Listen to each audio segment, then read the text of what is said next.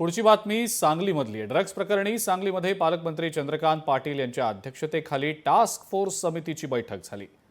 विटा इथं सापडलेल्या ड्रग्जच्या साठ्यानंतर आता मंत्री चंद्रकांत पाटलांनी ॲक्शन मोडवर येत टास्क फोर्सची स्थापना केलेली होती। जिल्हाधिकारी कार्यालयात या टास्क फोर्स समितीची पहिली बैठक झाली, ज्यात जिल्ह्यातील 134 बंद कारखान्यांची तपासणी येत्या 8 दिवसात पूर्ण करण्याचे निर्देश दिले गेलेले आहेत। अंमली पदार्थांच्या नियंत्रणासाठी गेल्या आठवड्यामध्ये सांगली जिल्ह्याच्या प्रवासामध्ये मी आलो असताना एक टास्क फोर्स आम्ही घोषित केला। ज्या टास्क फोर्समध्ये स्वाभाविकपणे कलेक्टर आणि SP आहेतच।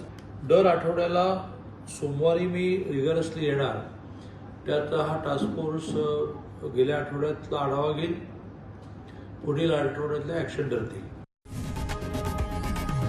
लोकशाही मराठी ऐका, पहा, जागरूक रहा।